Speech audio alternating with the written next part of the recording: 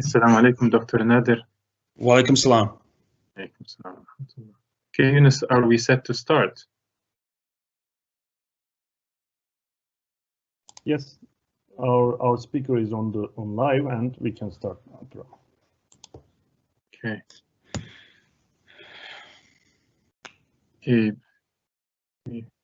Bismillah wa salatu wassalamu ala Rasulullah. I would like to welcome everybody and thank you very much for your patience. Finally, we have our speaker with us. Welcome, Dr. Nader. Just for the record, so today is 25th April, second day of Ramadan. I would like to welcome all of our audience to this event. Today we have with us Dr. Nader Hashemi. Dr. Nader is of the University of Denver in the United States. He's the director of the Center for Middle East Studies at the University of Denver. He obtained his doctorate from the Department of Political Science at the University of Toronto. Previously was an Andrew W. Mellon postdoctoral fellow.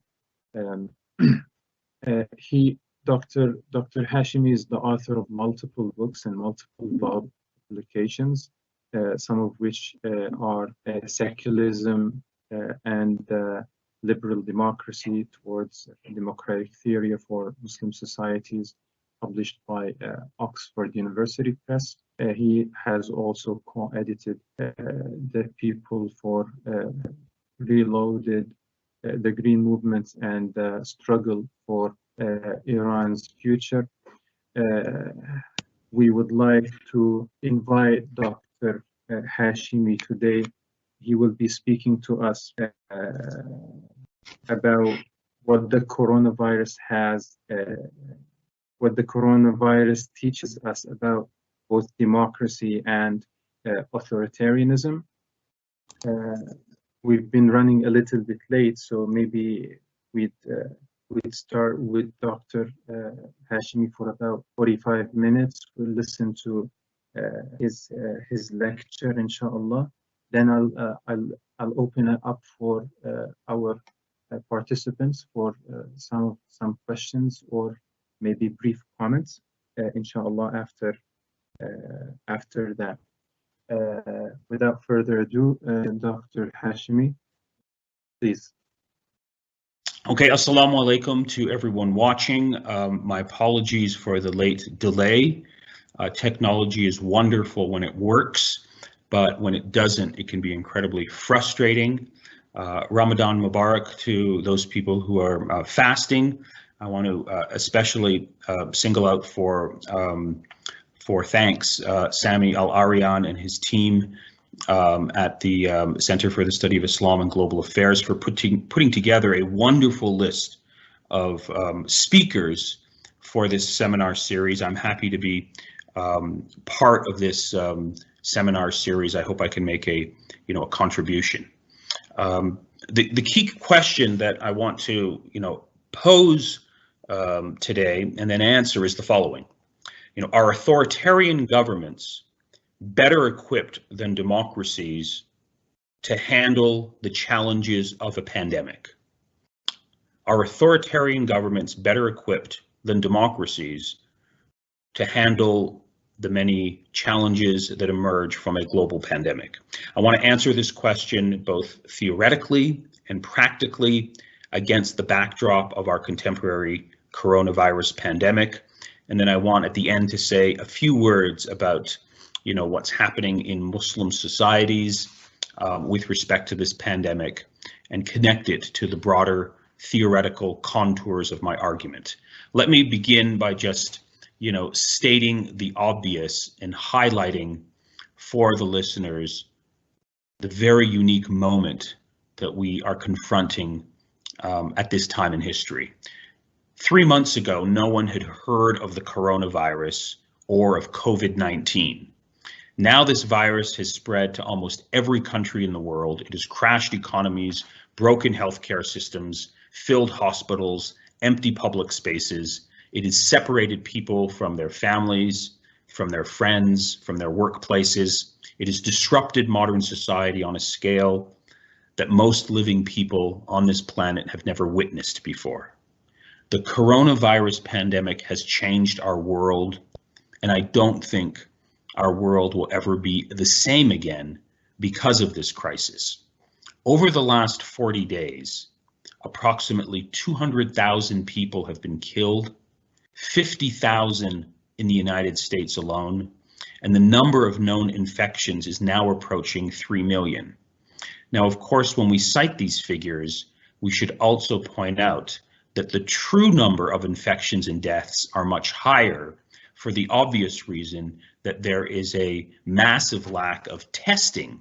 So we don't know the dimensions of this problem, but most experts suggest that the true numbers of deaths and infections is 10 times higher than the reported figure. That gives you a sense of the huge crisis that this planet is facing. The UN Secretary General has stated that this is the biggest challenge facing world order since World War II. The global economy is headed toward its greatest collapse not seen since the 1930s Great Depression. Oxfam is predicting 500 million people in the global south will be pushed into poverty, and the UN Food Program says that at least 30 million people could die as a result of this crisis. What the effects of this crisis will be on large parts of Asia and Africa when it hits is unknown, but all of the predictions are catastrophic. Reflecting on this international crisis, the British philosopher John Gray has recently observed that from now on the world will be different from how we imagined it. This is not a temporary rupture in an otherwise stable equilibrium. The crisis through which we are living is really a turning point in history. And this pandemic raises many important questions that we need to engage with. Number one, how did we arrive at this moment of crisis? Why was the world so colossally unprepared? Are some governments more responsible than others for the spread of this virus? To what extent are the criticisms of the World Health Organization legitimate? And has the peak era of globalization ended? How can the world now advance global cooperation in an era when all countries are retrenching? And are some political regimes better suited than others to handle this pandemic? And finally, what are the big lessons of history that we can learn and should learn from other plagues that can illuminate our contemporary moment? And of course, the obvious question that is relevant for many of the listeners here is, how is this pandemic and how is this crisis going to affect the politics and societies of the Islamic world? Now, let me point out that we were warned that this day was coming for a very long time. A global pandemic on this scale was inevitable. In recent years, there have been hundreds of health experts who have written books, articles, essays, white papers, given presentations warning the world that this day was coming. Just to cite one example, Bill Gates has been telling anyone who would listen that a global pandemic was just around the corner. Take a look at his 2015 TED Talk, where he makes this argument with a lot of foresight and with a lot of prescient observation. If only we had listened to him then. Fundamentally, this crisis forces us to challenge many long-standing assumptions about global affairs. It forces us to rethink the concept of international security, of national security, of the concept of sovereignty, of the need for diplomacy and international cooperation, and particularly it forces us to think about the concept of human rights in a much more expansive way that includes the right to good public health policies. It forces us also to think about notions of good and responsible government. Writing in the Guardian newspaper last month, the political theorist David Runciman has written, "This crisis has revealed some very hard truths. National governments really do matter, and it really matters which one you happen to find yourself living under. Though this pandemic is a global phenomenon and is being experienced similarly in many different places, the impact of the disease is greatly shaped by decisions taken by individual governments. I want to turn my attention to this broad question of politics and this pandemic. Now, I'm not a physician, I'm not an epidemiologist. My training is in political science with a focus on the societies of the Islamic world and themes of democracy, development, human rights, and authoritarianism. And so recall the question that I posed at the beginning of my presentation.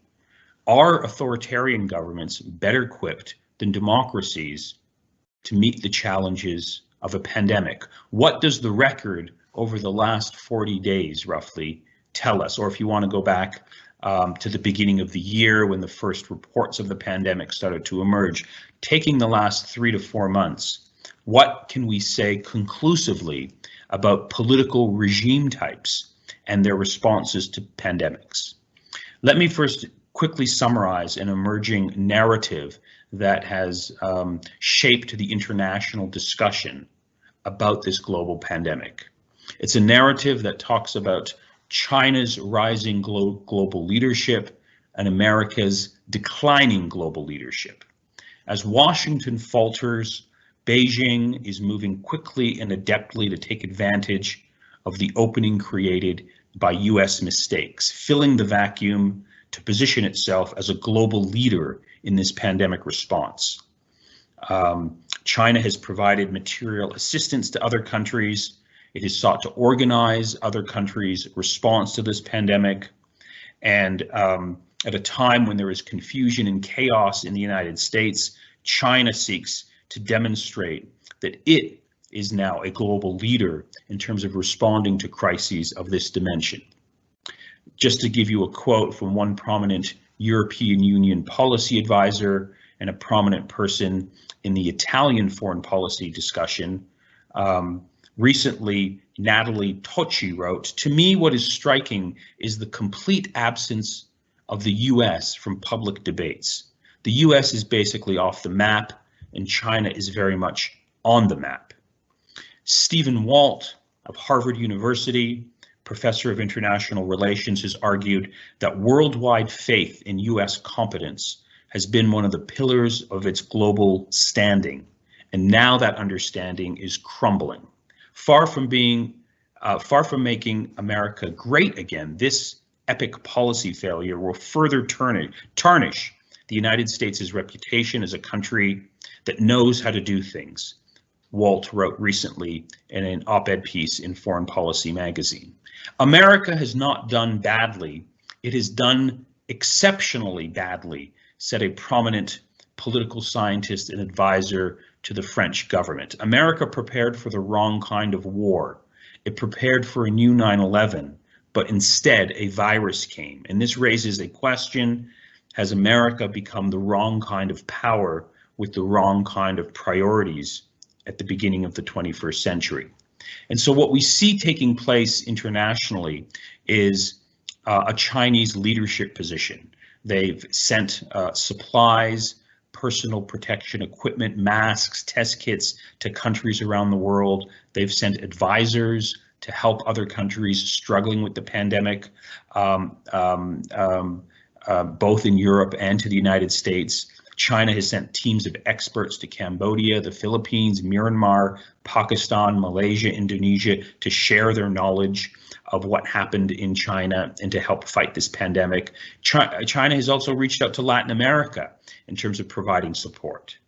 Now, this global leadership role that China is now performing also implies a very subtle sort of suggestion that perhaps the Chinese governance model, the model of government in China, requires a second look, particularly when it comes to handling big global problems such as a pandemic. When the director of the World Health Organization declared in late January that the outbreak of a novel coronavirus was indeed an international health emergency, He took pains to commend China for its response to the crisis. Quote, "In many ways, China actually is setting a new standard for outbreak response, and this is not an exaggeration," he said. He went on to praise China for, quote, "the speed with which it detected the outbreak and its commitment to transparency."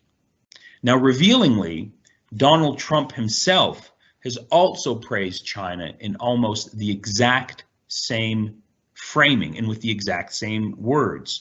On January the 24th, Donald Trump tweeted, quote, "China has been working very hard to contain the virus. The United States greatly appreciates their efforts and transparency.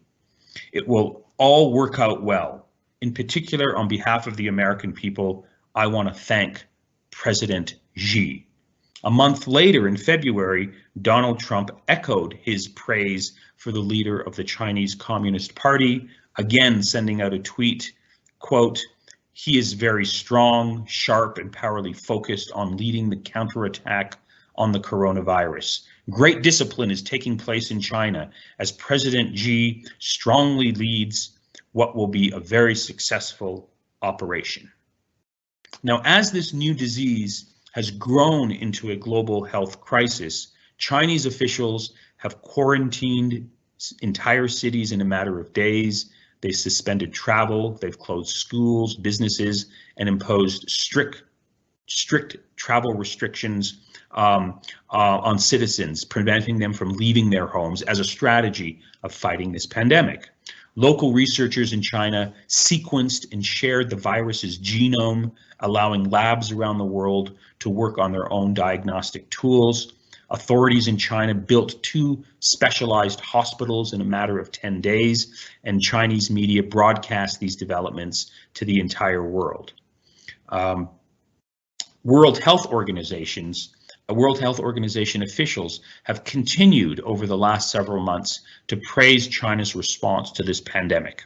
At a conference in Munich in February, the executive director of the World Health Organization maintained that the people in China feel protected. Quote, "They feel like their government has stepped in aggressively and quickly to protect them."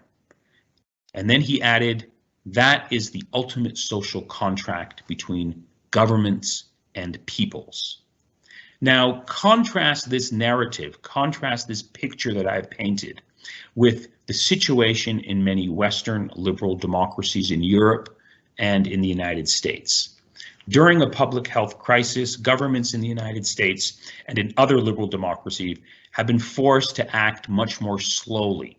They've had to consider balancing health checks, limiting human movements, instituting quarantines with individual rights and individual liberties.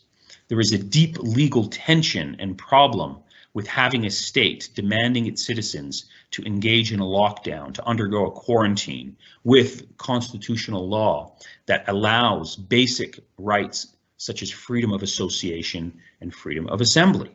Thus, it has been argued, and thus it has been believed, that in moments of crisis, such as a pandemic, democracies are not as effective in responding to these moments of deep despair. Democracies are considered to be, in this narrative, weak because they lead to a lot of polarization, debate, and they prevent governments from responding forcefully to deal with a crisis such as a global pandemic. And as a result, some people have suggested that perhaps this global crisis forces us to rethink notions of what constitutes good government.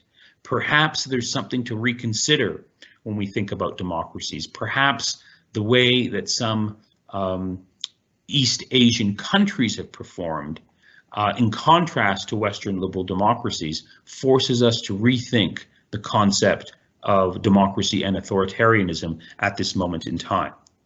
Now, of course, this pandemic is taking place against the backdrop of another development that has been taking place in the world over the last 10 years. The rise of global authoritarianism and the global democratic decline.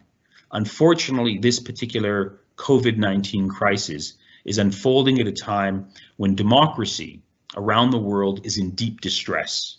For more than a decade, democracies on a global scale have been in recession, and more countries have lost rather than gained political rights and civil liberties over the last 15 years. In the past decade alone, the rate of democratic breakdown has been accelerating, and nearly a fifth of all democracies are now failing.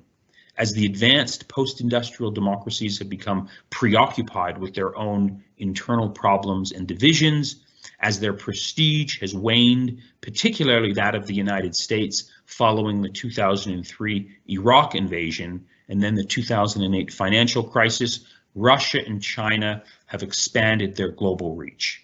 They behave internationally today with a lot of self-confidence, a lot of pride, and democracies are on the defensive.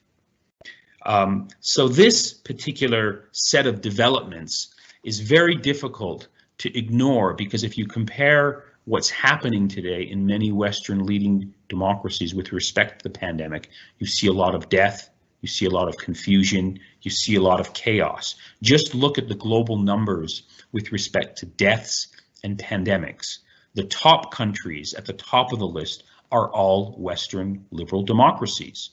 Italy, Spain, France, the United Kingdom, and especially the United States, which is at the top. And by contrast, the numbers in China are much lower given its huge size. Donald Trump's mismanagement of this crisis does not reflect positively on democracies and their ability to respond effectively to pandemics. China, it is claimed, has shown great leadership by initially stumbling but then containing and stopping the outbreak of the virus and sending medical aid and supplies to countries around the world. In short, there is a narrative that's out there. There is a claim and an argument that is out there that perhaps the China model deserves a second look. And the key theoretician, the key public defender and intellectual proponent of this narrative has been Kishore Mahbubani, the Singaporean public intellectual and diplomat. He's someone who's frequently on CNN. He goes to Davos. He writes in the mainstream American press, and he just so happens to have a new book out. And he has written, just to summarize this narrative that is very much part of the global public debate, he recently wrote in The Economist magazine the following words: "The pandemic could thus mark the start of the Asian century. This crisis highlights the contrast between competent responses of East Asian governments, notably China, South Korea, and Singapore, and incompetent responses of Western governments such as Italy, Spain, France, Britain, and America. The far lower death rates suffered by East Asian countries is a lesson to all. They reflect not just medical capabilities, but also the quality of governance and the cultural confidence of their societies. What has shocked many in Asia is the reluctance of some Western governments to allow science and basic epidemiological modeling to determine policy responses. After its initial missteps in Wuhan province, China firmly deployed good science and robust public policy measures to break the back of the problem. It responsibly released the genetic data as soon as Chinese scientists sequenced the genome of the virus in early January.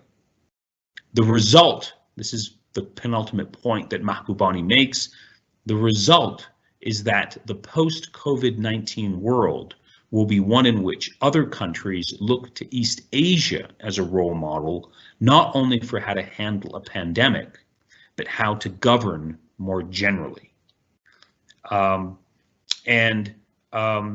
These arguments, as I said a moment ago, are captured in Mahbubani's new book that has just been published at this exact same time, called Has China Won?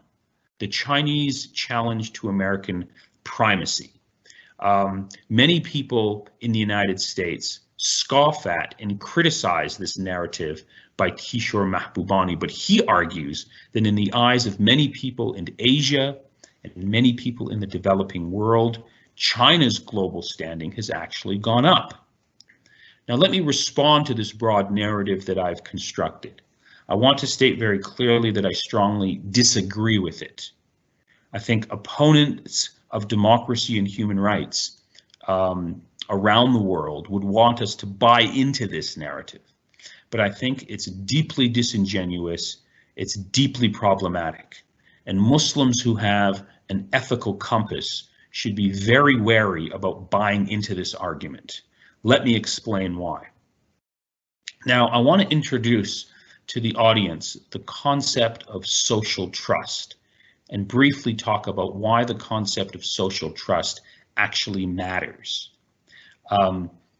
Good public health policies don't just require political control. What's also required is political transparency, public trust, and collaboration, habits of mind that allow societies to respond to pandemics. Citizens of democratic nations can reasonably expect a higher level of accountability, honesty, and candor from their governments than in authoritarian regimes. In the United States, for example, you have this organization called the Center for Disease Control and Prevention. It's the leading national public health institute that provides accurate information and accurate advice to citizens on how to handle public health emergencies. It publishes regular, independent, accurate information about infectious diseases, and it has been a key source of independent information that Americans can rely on, in contrast to the wild and incoherent statements that frequently come out of the White House.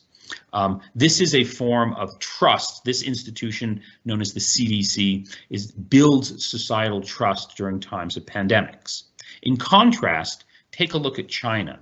In the 2003 SARS outbreak that occurred in China, the Chinese government tried to cover up the origins of this particular virus in 2003. And it has done so once again during the current coronavirus pandemic. Local authorities in China deliberately suppressed early reports of the unknown virus that appeared in late 2019, missing a very important early window that would have allowed responders to stop the spread of this infectious disease before it contaminated the world. So what you see in China is its early response was one of confusion and cover-up. Aggressive action, it is widely now believed, had China responded aggressively to the coronavirus in late December and early January, this could have cut down the number of infections by 2/3, according to a recent study. In another study published by Southampton University, they have actually extended this argument, arguing that if China had responded openly, effectively in the early days of this crisis, it might have prevented 95% of the cases from developing. One of the doctors in China, if you know this story, who tried to sound the alarm was a man by the name of Li Wenliang.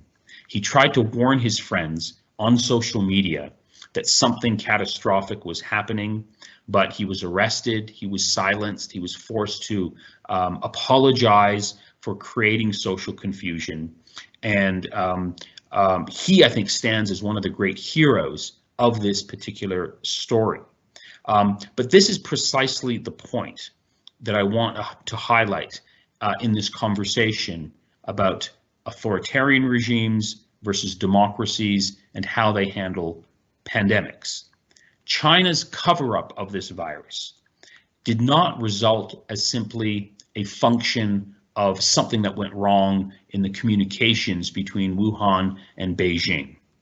In a repressive authoritarian state, cover-ups happen by design. The language of authoritarianism, the language of fear, the language of force is part of the DNA of authoritarian regimes. In the context of a global pandemic, as we are seeing right now, the results of these types of policies can be catastrophic for our world. To sharpen this point, it's very difficult to imagine a similar cover-up taking place in a robust and healthy democracy. And let me say something more about this topic and expand the concept of public trust or social trust in its relationship to pandemics. During a public health crisis, a government's credibility is a vital national asset. To slow the spread of the virus, a government must convincingly inform and instruct the public. And to do this, it must inspire trust. Trust that it is following scientific advice, trust that a government is acting out of the interests of the population at large, not in pursuit of narrow interests. And trust is also important that it is enforcing measures that will help us keep the public safe. Trust depends on transparency. If governments appear to be concealing the truth or withholding information, their credibility can quickly crumble. They will not be able to mobilize their citizens effectively and collectively to do the right thing to deal with this crisis. Public trust also has, vertical dimensions and horizontal dimensions. Public trust, it means that, you sort of trust that your fellow citizens are also going to be behaving in a responsible way that will protect everyone. If there is no public trust, then people won't observe the rules, the guidelines, the social distancing, the lockdown. Everyone will be, pursuing their own individual interests, and this will undermine steps that are needed to prevent the spread of the virus. Now, one of the people who've recently that have recently involved themselves or that have recently participated in this debate on pandemics and political regimes is none other than the prominent American political scientist and public intellectual Francis Fukuyama. Recently, he wrote that we need to discard simple dichotomies between democracies and authoritarian regimes when thinking about pandemics. He wrote the following words, quote, "The major dividing line in effective crisis response will not place autocracies on one side and democracies on the other. Rather, there will be some high-performing autocracies and some autocracies with disastrous outcomes. There will be similarly a small number of democracies that will perform well, but also some democracies that will do quite poorly. The crucial determinant in performance is not the type of regime," Francis Fukuyama wrote, "but the state's capacity to act effectively and, above all, trust in government." Now, I want to respond to Francis Fukuyama by making several points in the next 15 to 20 minutes of my talk before wrapping things up. I think I fundamentally disagree with Francis Fukuyama's claim that regime type doesn't matter. I think regime type profoundly does matter. Yes, there are always exceptions to the rule, but I think the record up until now clearly suggests that democracies have performed much better than authoritarian regimes in responding to this particular global pandemic. Point number one, when this crisis is over and we can examine the behaviors of democracies versus authoritarian regimes, I think we're going to see a broad general trend that elevates the superiority of democratic responses than authoritarian responses. So yes, there'll always be the outlying cases, the Singapores, the United Arab Emirates, but these I think are largely non-representative countries of political systems and regimes in the international community. The theme of social trust is worth thinking about at a deeper level. Social trust in general is much more evident and exists at a much wider and deeper level in democracies than in authoritarian regimes for reasons that should not require an elaborate argument. A lot of this has to do with the concept of political legitimacy. A regime that is not viewed as politically legitimate by its citizens will not inspire social trust. So take, for example, the question of social distancing and of quarantines.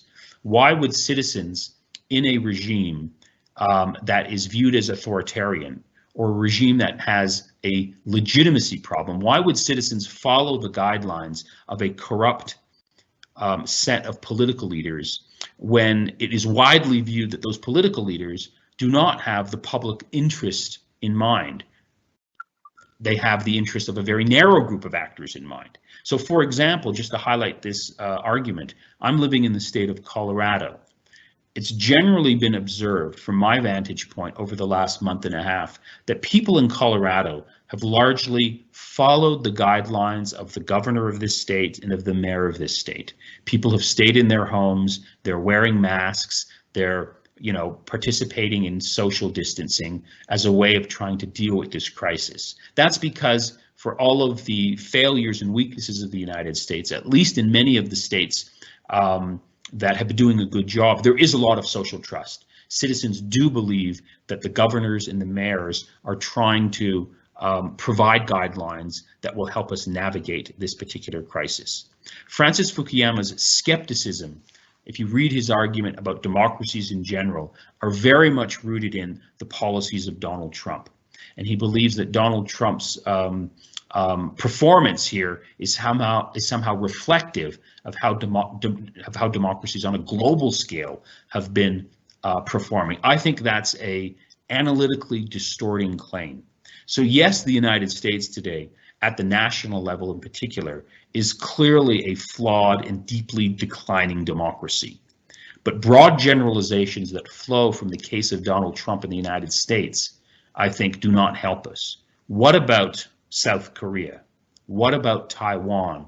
What about Germany? What about New Zealand? What about Canada, Norway, and Iceland? Look at their responses to this global crisis. They have much more healthy democracies at the national level, and they have actually been performing quite well in contrast to authoritarian regimes. Take the case of Spain for a moment and think about Spain's the loss of life, the number of viruses. So it's been a very difficult time for the people of Spain.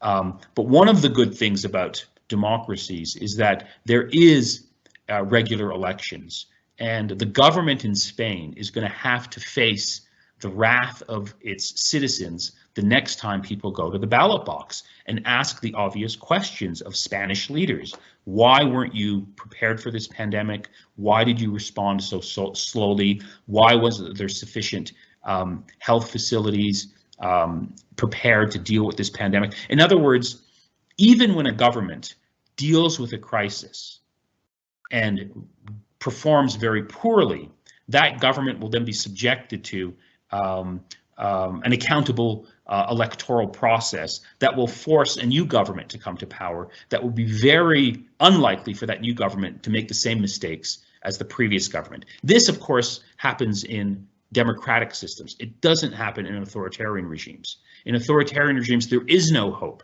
that citizens can change the government and hold them accountable for policies that have clearly failed. So I think that's an important sort of lesson here that we need to learn with respect to thinking about the relationship between pandemics, democracies, and authoritarian regimes. There's also the lessons of history that I think Francis Fukuyama has not considered or thought about very deeply when it comes to global pandemics. Now, as a result of this current crisis, there has been a lot of discussion and debate about this particular moment and what happened in our world in 1918, when you had what was called the Spanish flu or the Great Influenza. Just recall what happened roughly 100 years ago in 1918. Roughly 500 million people, or 1/3 of the human population, was infected with this unique, very severe form of influenza that is sometimes inaccurately called the Spanish flu or the swine flu. The number of deaths on the global level is considered to be 50 million. 50 million people were killed 100 years ago as a result of this particular pandemic. In the United States, the number of people who died in 1918 was 675,000 people. That's more people died in the United States in 1918 and 1919 as a result of the Spanish flu than all of the wars that the United States has fought during the 20th and 21st century. So if you add up the number of people, the number of Americans who were killed in World War I, World War II, the Korean War, the Vietnam War, the Iraq War, the Afghanistan War, that number is smaller than the number of people who were killed in 1918 as a result of the Spanish flu. One of the great books on this topic is called The Great Influenza, the epic story of the deadliest plague in history by John Barry. And he talks about the lessons that we should be learning in terms of the relationship between good governance and pandemics. And John Barry in his book, if you when you read the book, one of the key themes that comes out of the book is that telling the truth is profoundly important in terms of dealing with a pandemic. Telling the truth is connected to public trust. The way to do that, he says famously in his book, is to distort nothing. Don't try and spin the truth. Don't try and lie to your population. Don't try and manipulate anyone. In a recent interview on the lessons of the 1918 pandemic, John Barry was asked, what are the consequences of lying in a society that is facing a pandemic? And he responded, it was a disaster. He's talking about 1918. People lost faith in everything, in their government, in what they were being told. They lost faith in each other. It just isolated people further from each other. If trust collapses, he said, then it becomes everyone is out for themselves, and that is the worst instinct that you want to see when dealing with a crisis of this scale. In most disasters, sometimes people come together, but if you look at what happened in the United States, different cities, he said, responded differently. In the case of Philadelphia, the government in Philadelphia was not interested in taking precautions. They had much higher levels of death, much higher levels of cases. In contrast, he talks about the situation in St. Louis, where the government and the city authorities did actually take precautions, and the number of people who died was significantly smaller. So this is, I think, a key point that is often forgotten when it comes to thinking about pandemics, the question of social trust and the truth. When it comes to telling the truth, it's a fundamental fact that telling the truth is not a core feature of authoritarian regimes. In fact, lying and deception in order to retain political power and maintain political power is a core feature of authoritarian regimes. Generally speaking, democracies are much better at telling the truth for obvious reasons, because healthy democracies have a free press, have civil society, have a certain respect for free speech and inquiry. There is opposition, there is an independent judiciary, and this helps the truth get out. Now, I'm reminded of a very famous argument that I think bears on the current crisis that we're facing today. And that's an argument that was advanced almost 20 years ago by the prominent Indian economist and public intellectual Amartya Sen, who now teaches at Harvard University. He won the Nobel Prize in Economics in 1998, in particular for his work on famines. And he famously made an argument that, quote, no substantial famine has ever occurred in any independent country with a democratic form of government and a relatively free press. In his widely famous and acclaimed book, Development is Freedom, he compares the two most populous countries in the world, India with China. And he makes an observation that in the late 1950s, Mao Zedong's Great Leap Forward resulted in the largest recorded famine in history that killed 30 million people. India, by contrast, has not had a famine since its independence in 1947. Sen says this is not an accident, but there are causal factors related to the question of good governance. The different experiences, Amartya Sen writes, can be explained by the existence of democratic freedoms that India has enjoyed. And of course, he's talking about the pre-Modi period. He argues that this has contributed to the flexibility of economic policy and the responsiveness of public action to social crises and unforeseen disasters. Amartya Sen observes that we often take democracy for granted, but he says democracy is more than a political system that we use to choose our next leaders. Its value can be far greater than most people appreciate, and we appreciate the value of democracy, particularly in moments of deep social crises. Professor Sen talks about in his book these various what he calls transient crises, such as famine, which are of a short period of time, but they involve what he calls a sudden eruption of severe deprivation for a considerable section of the population.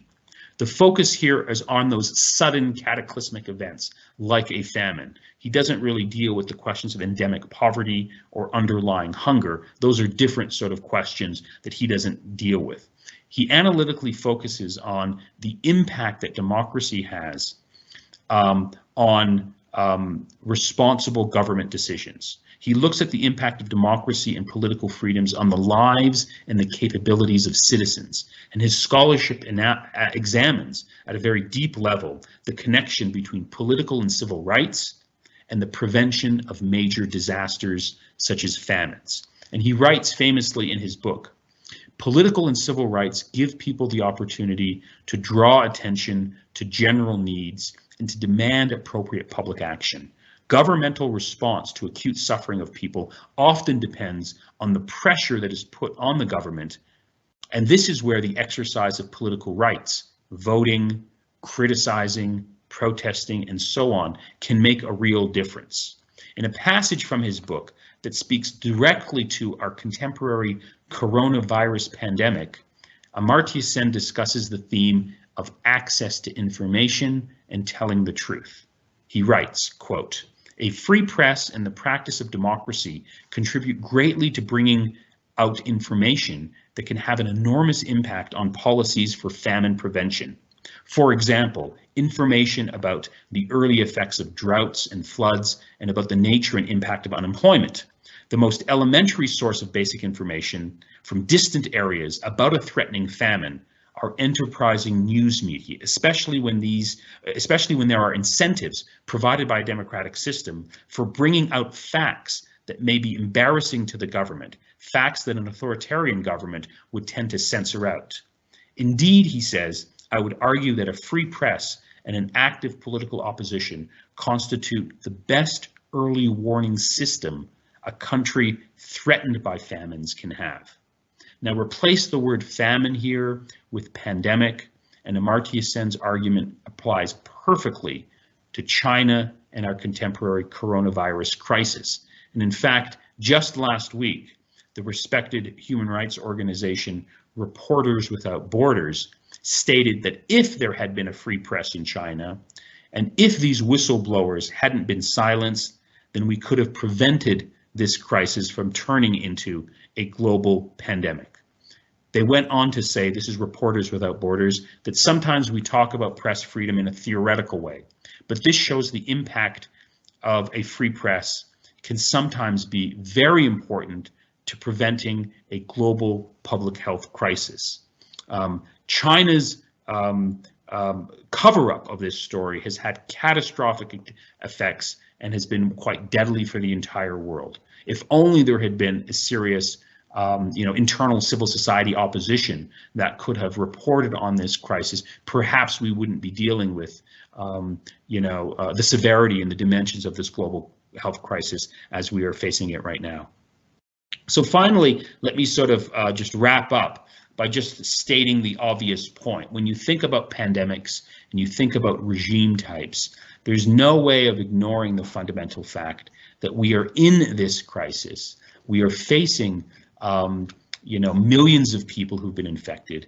We're facing the problem of rising deaths and the potential of millions of people dying either directly or indirectly in Asia and in Africa because of this virus as a direct result of the failures of the policies of the Chinese Communist Party that acted very inappropriately, that acted, I would argue, criminally by trying to cover up what was happening because they were interested in what Donald Trump was interested in. They were interested in their economic performance. They didn't want a quarantine to take place. They didn't want the world to cut off air traffic and commercial trading relationships. They wanted to sort of snuff out this problem, but of course they couldn't do that. And if you follow the story, if you follow the spread of this virus to Italy, the spread of this virus to the United States, all of it has its origins in Wuhan province. And so in that sense, one has to sort of stop and really think critically about these heroic doctors and physicians in Wuhan province who tried to warn the world that something terrible was happening, but they were snuffed out by the political authorities in Beijing. And that, I think, is something that we're going to have to think very seriously about as we move forward. I want to just end by talking about what's happening in our part of the world, in the Middle East and the Muslim world. And of course, the epicenter of the coronavirus in the Middle East is in the Islamic Republic of Iran. The official government figures in Iran is that roughly 5,500 people have been killed, and there's about 87,000 infections. Most people believe that's a gross underreporting of the actual number of cases in Iran. And if you look at how the Islamic Republic of Iran has behaved and responded to this crisis, it has responded with a lot of incompetence, a lot of confusion that has spread this virus in ways that have been catastrophic for the people of Iran. I'd be happy to talk more about the case of Iran, but in a nutshell, the regime in Iran was not interested in dealing with the dimensions of this crisis or taking it seriously, really. The focus of the regime was dealing with its own internal problems with respect to rising political opposition and discontent. It was focused on dealing with the pressure that they were facing from the United States. And in the early reports of the crisis coming to Iran, the senior leadership engaged in outright conspiracy theories, both at the level of the supreme leader, both at the level of the government of President Rouhani. They talked about this virus not in the way that responsible politicians should talk about a virus, but they talked about it in the way of, this is possibly, they said, an American plot to try and subjugate Iran. And there has been an attempt to really cover up the dimensions of this problem. There's been internal bickering between different factions within the Islamic Republic of Iran, and there's been an absence of reporting. And so what you see in Iran, because the regime is authoritarian and because there's an absence of social trust, people are not respecting the rules of social distancing. People are just going about their daily business. Some people are going on the internet and listening to conspiracy theories that if they drink alcohol, somehow that will protect them from the coronavirus. And this has led to a massive expansion of alcohol poisoning in Iran. And so one doctor in Iran actually said that we're dealing with two crises now. We're dealing with a coronavirus crisis, and we're dealing with an alcohol poisoning crisis. So if you look at the response of the Islamic Republic of Iran, how they tried to silence information, how they didn't tell the truth due to the absence of social trust, Iran is a textbook example of the problems of authoritarian regimes in dealing with global health crises. There's a lot more to say about what's happening in other parts of the Islamic world, but let me just conclude with a bunch of big takeaway themes that I think we're going to have to sort of come to terms with as this virus starts to spread and as we come to terms with the new world that is unfolding in front of us. Unfortunately, this crisis is going to strengthen authoritarian regimes around the world. We're seeing that happening everywhere.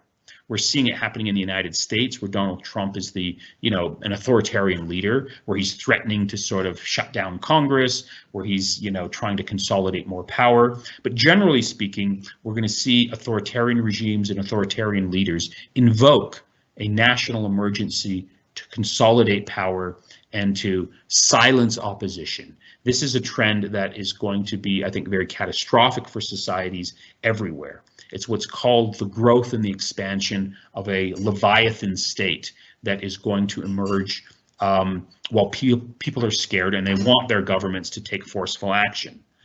That's one big takeaway. And that then raises the question, what are the opportunities that might exist down the road after we get beyond this crisis for societies, for social movements, for democratic forces to perhaps take advantage of, to challenge the persistence of authoritarianism. And I think what's going to happen is that this particular crisis is simply going to put a pause on existing fault lines, controversies, and challenges that have existed throughout the world. Focusing on the Middle East, I think we're going to see a temporary pause as societies go into lockdown, but inevitably you're going to see expanding economic problems because many people can't work, many people can't pay their bills, many people are already suffering economically. If you listen or if you read the writings of Rami Khouri in recent months and recent years, he's been sounding the alarm that the level of poverty and deprivation in the Arab world is much wider than most people have appreciated. And of course, this crisis is going to expand those economic fault lines, expand the level of poverty and unemployment, which is only going to precipitate crises of legitimacy, and it's going to eventually demand, citizens to organize and mobilize and demand, good policies from their government. I think one of the other sort of big takeaways that we need to start thinking about is that when we think about human rights cannot simply be an understanding of human rights that means, protection, freedom of speech, freedom of assembly. We have to start thinking about human rights in a new way that incorporates the right to good health care. Without governments that can provide that type of policies, I don't think we're going to be able to deal with future pandemics that inevitably will emerge down the road. And so those are some of the big takeaways. There's a lot I think that we need to be thinking about here. There's a lot that I think we need to be considering. We're still in the early phases of this crisis. If you look at the countries that I think have performed well, there was a recent study that highlighted the policies of Germany, Taiwan, Iceland, and South Korea. If you look at the numbers, it's actually quite revealing. South Korea and the United States announced their first coronavirus deaths around the same time, but the outcomes have been completely different. And I think, the explanation as to why South Korea has done such a good job in dealing with this crisis, protecting its economy along the way, and why the United States has done such a terrible job has to do with the quality of governance and the quality of democracy. And so I don't think there's any way of ignoring this particular problem. So I'm going to stop there. I'm hoping that I can get some good questions that can allow me to illuminate this thesis that I've articulated. I thank you for your attention, and I look forward to your comments and criticisms. Thank you very much, Dr. Nader. Thank you very much to our audience for their participation. We have a number of questions. I'm going to try to get right to the questions immediately, but just to remind the readers, so this seminar has been organized by the Center of Islam and Global Affairs, CIGA, here at Istanbul Salahuddin Zaim University. The title for our discussion today was what the coronavirus teaches us about democracies and authoritarianism. And Dr. Nader clearly stated at the beginning that he's going to try to answer, are authoritarian governments better equipped than democracies in handling pandemics? Obviously, the debate here is very wide, and there's lots of information on both ends. Dr. Nader covered that quite clearly, actually intensively at the beginning, basically in a general comparison between China, the authoritarian, and then the US in terms of representing the democracies and all of those. He pinpointed a few important views, one for Mahboubani, talking about the rise of the Asian side of leadership generally, that of Francis Fukuyama as well, telling us that not the type of regime necessarily, however, maybe the trust in governance. However, Dr. Nader did insist that after all, democracies are much better. And then especially when such events are over, that's proven. How democracies are better, generally because of social trust. Social trust is there. Generally, social trust is present in democracies more so than in authoritarian regimes. You also mentioned that this aspect of social trust and people willingly following the leadership of their leaders because of this component and its existence within communities, maybe more so in some communities or countries than others. And then another point was the factor of the presence of elections, and then how that could lead into the accountability of all of this. Okay, I'm going to quickly read, Dr. Nader, a few of the questions we have. Let's do 3 at a time, and then see. Okay, so one question says, can China ever be unipolar global superpower, seeing how they lack a cultural appeal given their language and cultural barrier? Okay. Is there any possibility of centralizing the power and closing the democratic room in a nation, especially in Western countries, due to the rapid expansion of extensive power?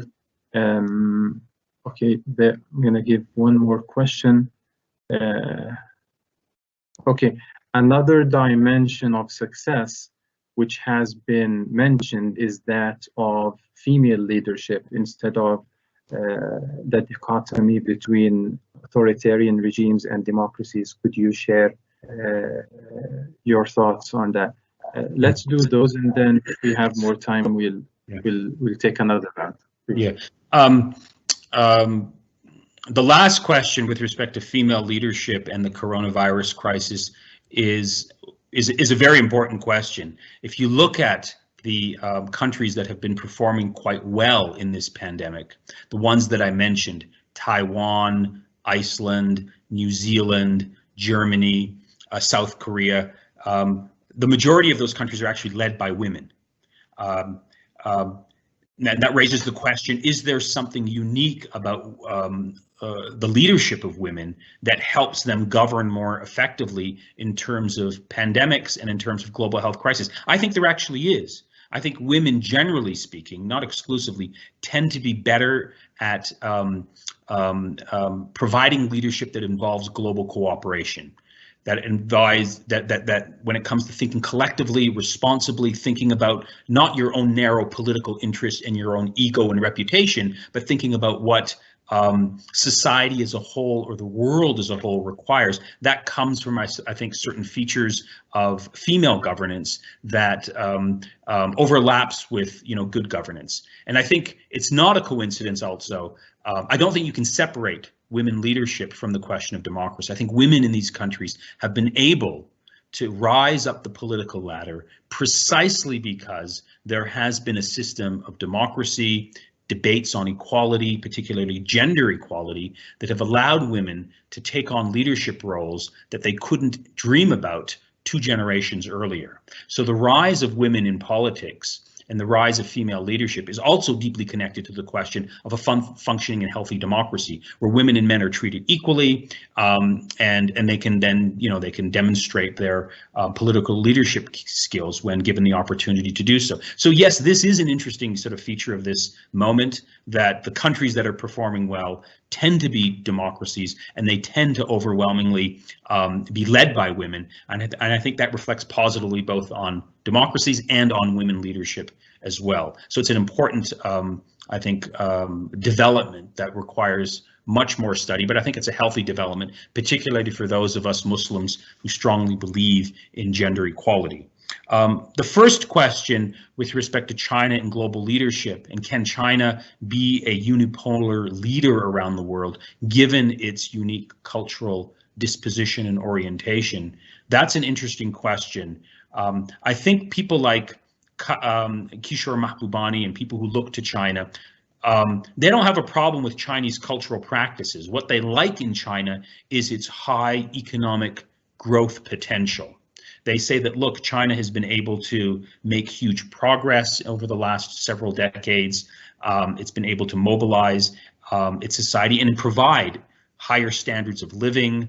Allegedly, you know, someone like Mahbubani says China now has a very a form of government that rewards good behavior. It's a meritocracy, he says, that if you are good at your job, you get promoted for doing you know, good work. And the question of culture is not really, I think, a factor here. So people who support the Chinese sort of model of governance and are very sympathetic to Chinese leadership do not have a problem with China's various cultural practices, that it's a Confucian society. What they really like is the economic gains that China is able to register, and how China has allegedly been performing on the international system by providing aid and support to countries that are suffering from this pandemic. I think that actually is an argument that is very unconvincing, because one of the developments that I've been following is, while China has been sending a lot of personal protection equipment, masks, test kits to countries around the world, what you see is that country after country are reporting that many of these test kits and masks and surgical instruments, they're faulty, they don't work, they're broken. And I've actually been keeping a list of this, if someone wants to email me, of country after country that is reporting that the so-called Chinese model of responding to the world and providing the necessary equipment to deal with this pandemic is not what it seems to be. It's actually quite weak and it's quite fake, and that raises questions about the the China model to begin with. Okay, we have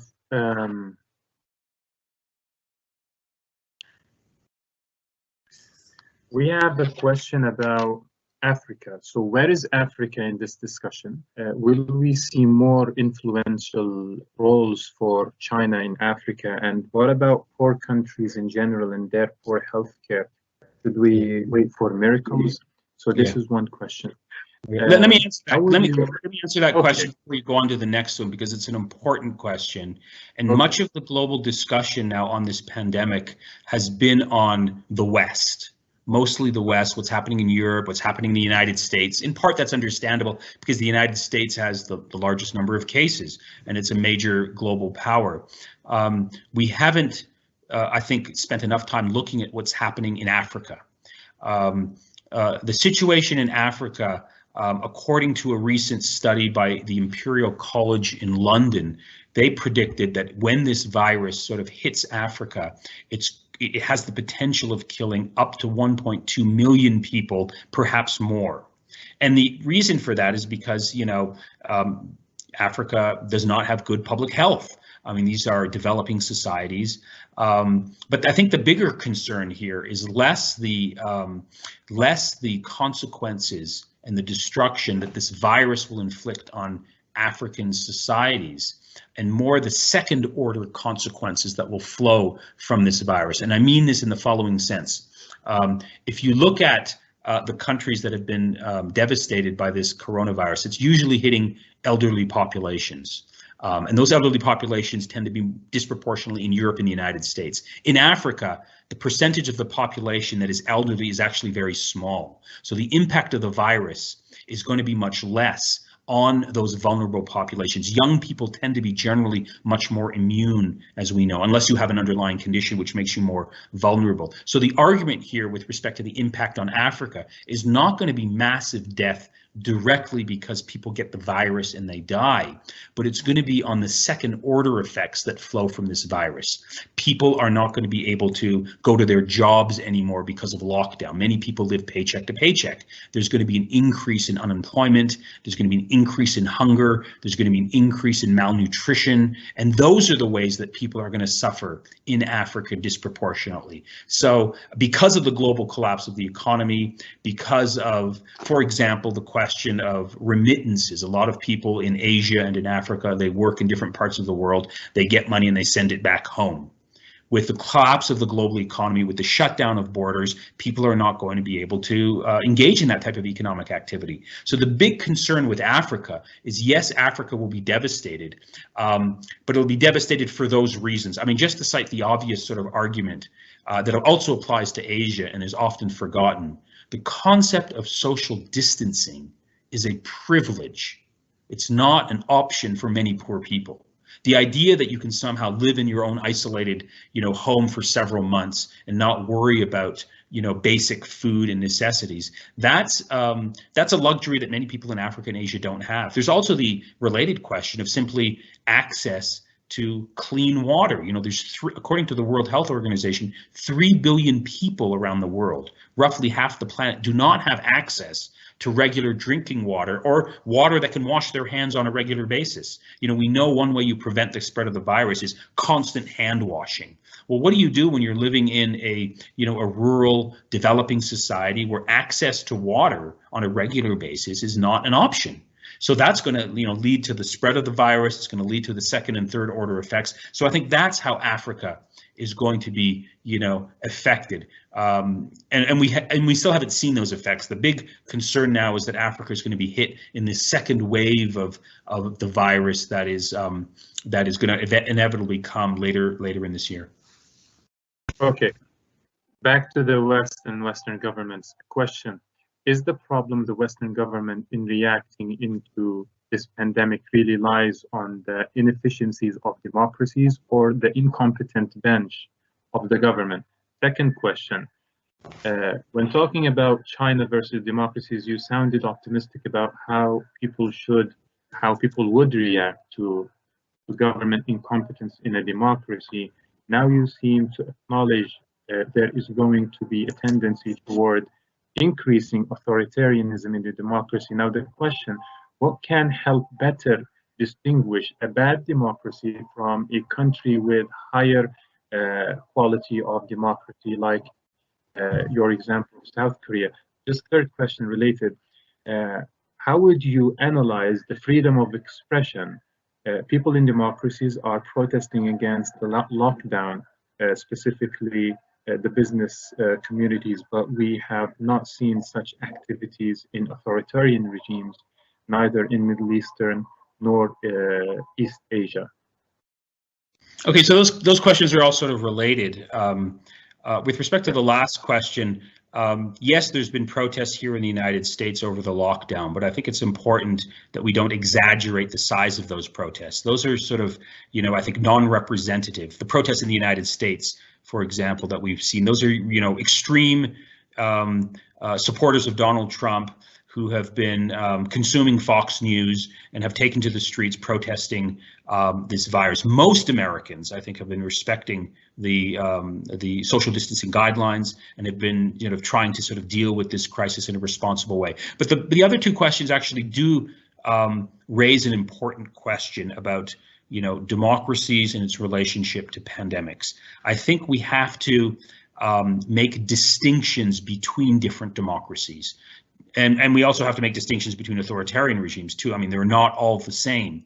With respect to democracies, we clearly see different levels and different qualities of democracy. In the United States, for example, I think it's very clear we can see that the United States, generally speaking, is a declining democracy, particularly at the national level. Donald Trump doesn't believe in democracy. His instincts are all authoritarian. The way that he's performed now sort of, is a reflection of the way that authoritarian, dictators behave. But if you sort of, look within the United States itself, you see different things happening. At the national level and at the level of, Congress and the Republican Party, you clearly see authoritarian policies taking place. But if you look at a different level of analysis in the United States. Look at what's happening at the state level and at the city level. You see very different things happening. In, for example, the state that I live in the state of Colorado, you have a very good governor and you have a very good mayor in the city of Denver, who's actually responded very efficiently, very proactively, and very responsibly in terms of dealing with this crisis. You have the same situation taking place in California and in Washington State, and I would also argue in New York State, where Governor Andrew Cuomo, in contrast to Donald Trump, has been trying to sort of organize the citizens of his state in a very responsible way. So I think when we think about the question of democracy and pandemics, I think we have to resist the temptation to think that democracies are all the same, and to resist what is often a big problem here, the problem of triumphalist narratives, that democracies are, just in and of themselves superior. We have to make distinctions between different democracies and within each democracy. And so I think when you look at it this way, you'll clearly see that some democracies are behaving much better. I mean, those democracies that I think have less political polarization, that have much higher levels of human development indicators. In other words, those societies where you have good public health, where you have a good social welfare program, those societies tend to be responding much better than societies that have the absence of those things. So in the United States, you don't have universal health care. You have a lot of political polarization. You have corrupt political leaders. You have a lot of influence of private money that can effectively hijack a political system and buy elections. Those are, democracies that I don't think have been performing very well. And that's very much the story of the United States at the national level. When you get to South Korea, when you get to Taiwan, when you get to New Zealand, and when you get to also the question, this is the other factor, the individual leaders matter. If you have a leader like Donald Trump, who clearly was a television personality, who doesn't believe in democracy or the Constitution, his policies, are very different than the policies that we're seeing from the Prime Minister of New Zealand today, who's a very responsible leader, who happens to be a woman, who has gone out of her way to try and deal with this crisis. So you need responsible political leaders as well. That, I think, makes a big difference.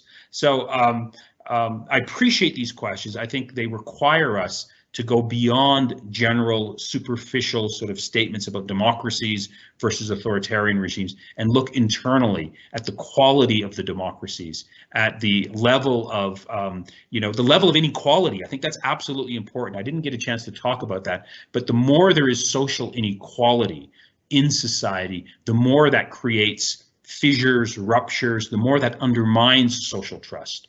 The more that there is, I think, social equality, the more that government takes care of its citizens by providing basic social welfare programs, providing good health care. That, I think, helps create bonds of social trust that can help societies navigate crises such as the one that we're dealing with now.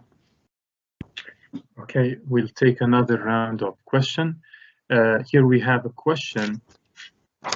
An interesting analysis, Jazakallah khair. However, the problem with modern liberal democracies is they share the same critiques you would give to authoritarian states.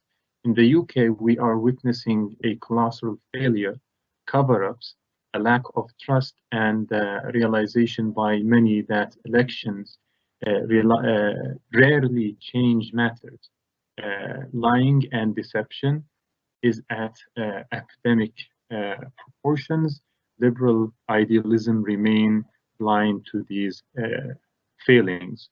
Another question to the US: what has been the role of the US National Guard?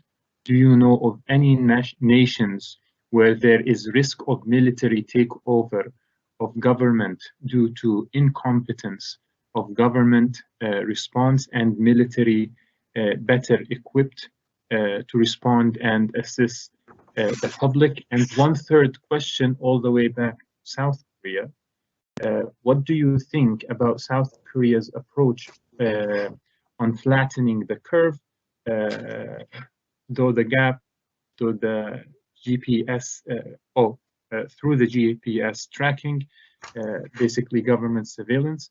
Isn't this a violation of privacy altogether, or is it just an exception in hard times? Yeah.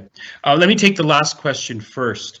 Yes, South Korea has been able to flatten the curve by virtue of a lot of policies that infringe on what we call privacy rights, using GPS tracking, using this type of surveillance of citizens' behaviors. I think, you know, it's an important question that we need to think about. During times of crisis, during moments when there's the risk of massive death, one can understand giving the government, the right to engage in practices that we normally would not want a government to engage in during normal peaceful times. Surveillance, tracking of citizens' behavior. And I think the challenge here is to not allow governments to consolidate power without any checks and balances and periodic review of the new powers that they've accumulated. So with respect to South Korea, I think, yes, the tracking of citizens' behavior has helped deal with this crisis, but the big danger is that if they continue to do that without any oversight, without any accountability, without any review of these types of policies. This is one of the big, I think, problems that I alluded to in my presentation, is that governments around the world, whether they're democratic or authoritarian, are going to consolidate power.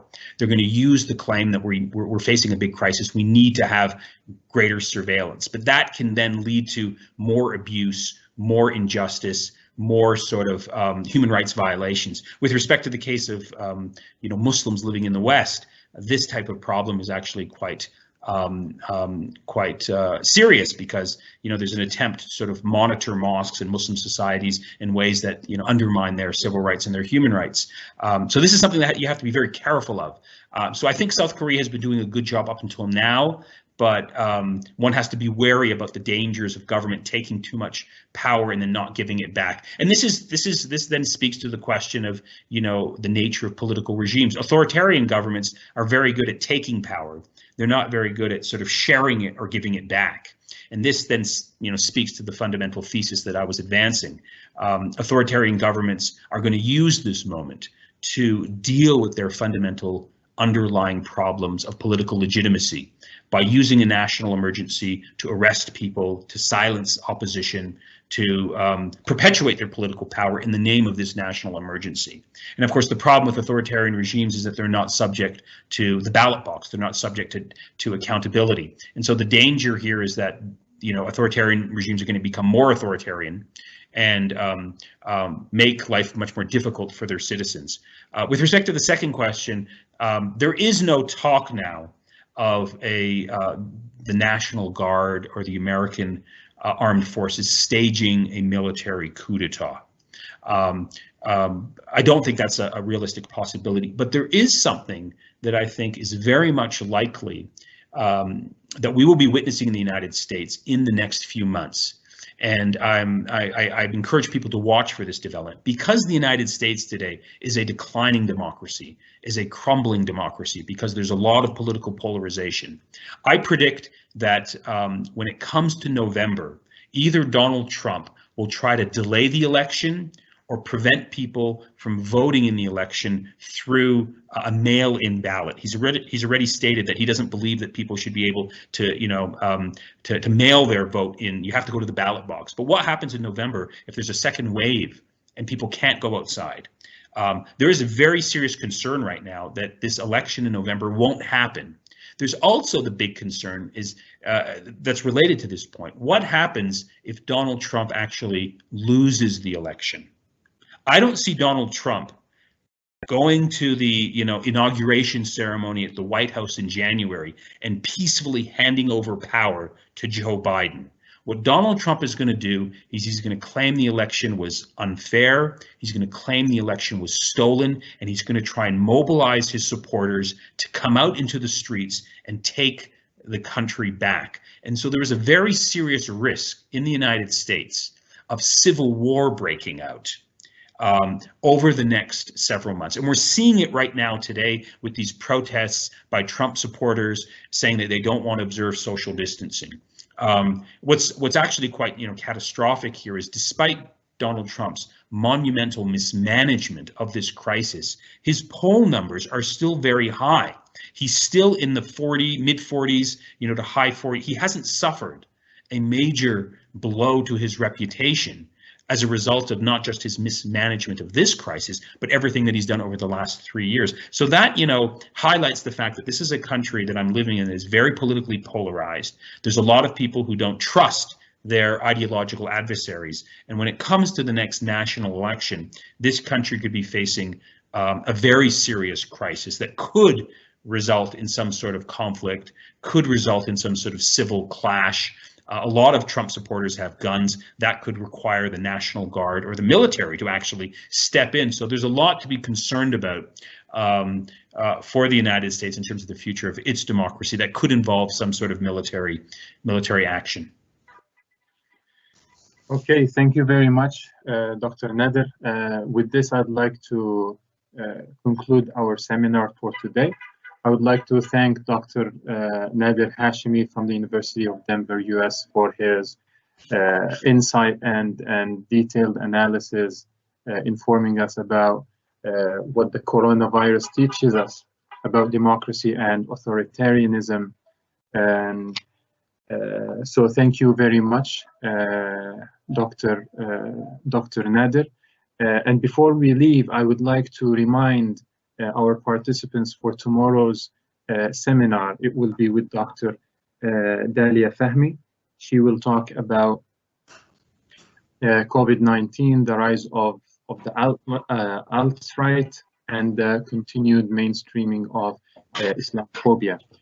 Once again, thank you very much, Dr. Nader Hashemi, and thank you very much to all of our audience. And I would also like to stress our thanks to everybody in CIGA who has been working hard to organize those events. So thank you very much, everybody. Thank you, Dr. Sami, and thank you, Brother Yunus.